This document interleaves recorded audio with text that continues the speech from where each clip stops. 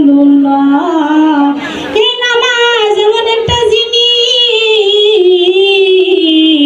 মুসা নবীর জামানায় এক জিনাকারিনী মহিলাটি ডাক দিয়ে বলতেছেন, ও মুসা পয়গম্বর, আমি তো বড় পাপ করে ফেলেছি, আমার আল্লাহ কি আমাকে ক্ষমা করে দিবেন না?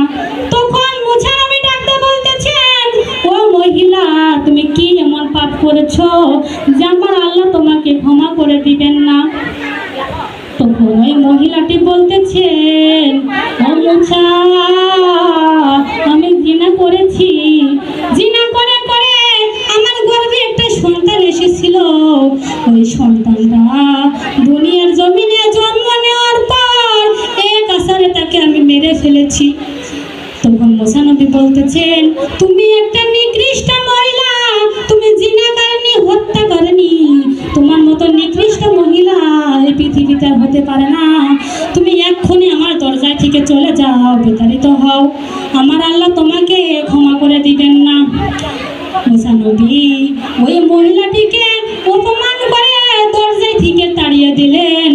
ওই মহিলাটি মুসা নবীর দরজায় থেকে চলে আসলেন, রাস্তার ভিতরে কান্না করতেছেন, আল্লাহর কাছে বলতেছেন,